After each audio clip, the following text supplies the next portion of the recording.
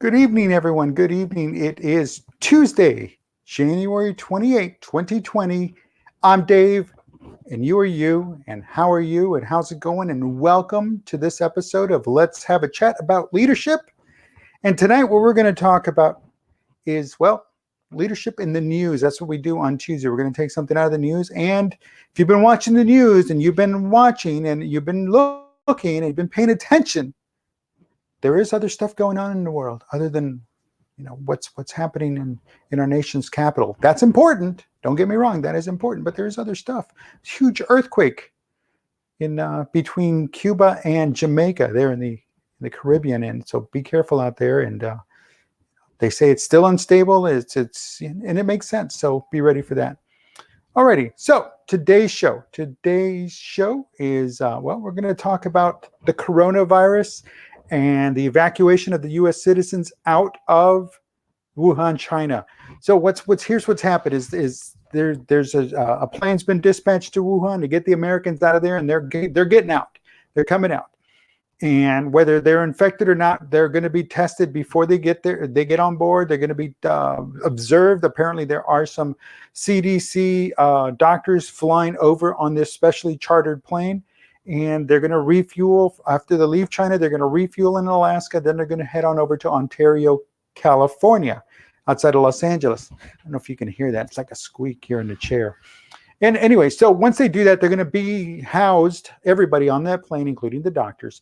They're going to be screened again. And those that show the symptoms, and they're going to move them to an isolation area. But even then, those that do not show symptoms are going to be isolated, and they're going to be isolated in this large hangar for 3 days minimum. That's just to make sure that, if they're fine, they're more than welcome to head on out. But if not, treatment can begin. So, and to avoid the spreading. So this is awesome. So what's the leadership aspect of this? A leadership aspect of this is that someone had the foresight, someone had the planning, someone had the idea, someone put together and said, hey, look, if this ever happens, we need to be able to evacuate our people being citizens in the United States. And apparently over in Ontario, California, there is the plan's already been in place. They've already tested this plan, they've worked it, and they're prepared to receive these passengers out of Wuhan, China. So kudos to them. But again, the CDC has prepared itself, has took the initiative to go ahead and bring somebody over back from wherever they are. And they prepared it. They've got the doctors. So again, it's all about being proactive. It's all about planning. It's all about preparing, and then all about executing the plan and making the plan happen. So that takes a lot of leadership. That takes a lot of individuals, a huge team to put this together. And then the uncertainty behind that team is also the greatest component of the team is the citizens that are going to be flying back. So because again, they don't know what health status they each and every one of them are. And it's my understanding, not just diplomats, but these are regular everyday American citizens, children, infants. From what I saw in the news report, there was an infant on board. So again, those are the variables, but even then they become part of that team. And being a part of that team means that they're going to be observed, they're going to be listening, they're going to be participating in the executing of this plan. So again, being proactive is awesome. And in anything you do is you have to be proactive. You have to have your plan and understand that there's always going to be factor X in that plan. And in this case, factor X is the Americans that they're going to take out because, again, they don't know what their physical health condition is at this time. Well, they probably do by now as the plane is flying back. So they're prepared to meet the situation as it develops. So kudos to them. So let's look at the aspects and insights of this whole thing. Okay. The leadership. Oops, sorry about that. There we go. The that's for later this week. Sorry about that. The aspects and insights on the leadership side of things is, again, being proactive.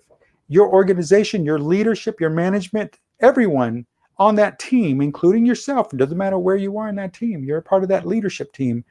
Even though you might be the one that's executing, putting the policy into place and making it happen and enforcing that policy, but you're still part of that team. And again, being proactive and remaining proactive and being open to the input of others. That is huge in this situation because it's going to be constantly evolving, where they might just take off with no problem and only have one person feeling a little ill, and they get back to California. Now the entire plane, including the pilots, including everyone, is now sick. So again, remaining open to the uncertainty and then dealing and rolling with the punches. And certainly they have to roll with the punches.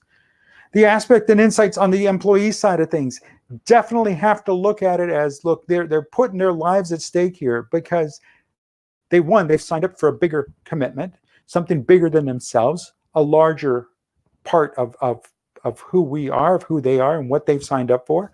And they went into this knowing that they could be infected just as easily.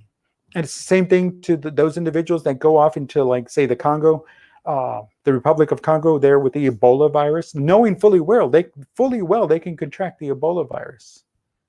And same thing here. So kudos to them. And again, knowing that it can happen. Training, folks, the training is the simplest thing you can do. Is you can prepare for any type of contingency, any type of event that happens, whether it be the flu, whether it be the earthquake that just happened.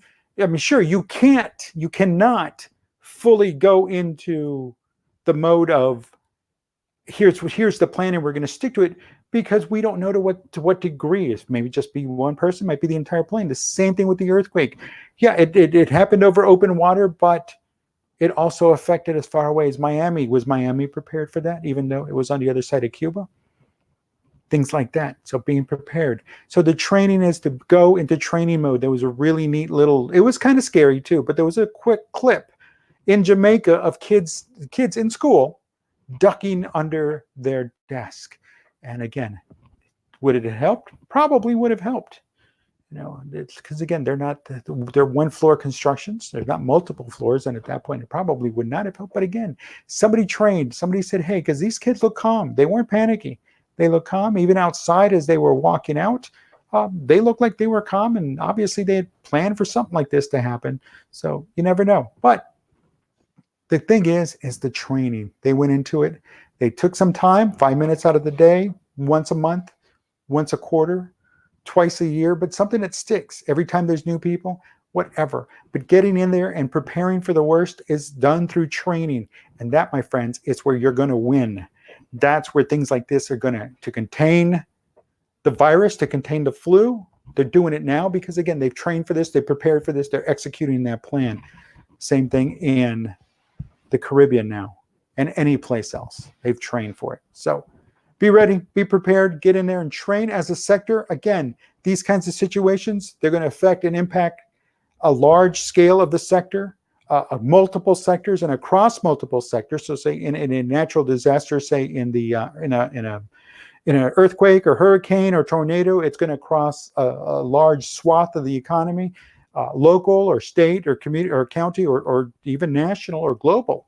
But it's going to cover, and again, being trained for it and being prepared for it is how you succeed and come out looking a little bit better on the back end, or coming out better than anticipated. Either way, all I'm getting at is you've got to be practicing, you've got to be prepared and understand that things happen and they're going to happen for a reason. And later on, you can deal with how or why, but now you've got to deal with the events as they unfold now. So training, preparation, that's where it's all at. Folks, I'm Dave Guerra. Thanks for watching. Have yourself a great evening. I will talk to you on Thursday. And that's where we're going to do that's right, lessons in leadership. And that's Thursday. So between now and then, have a great evening. Take care. Have a good one. I'll talk to you soon.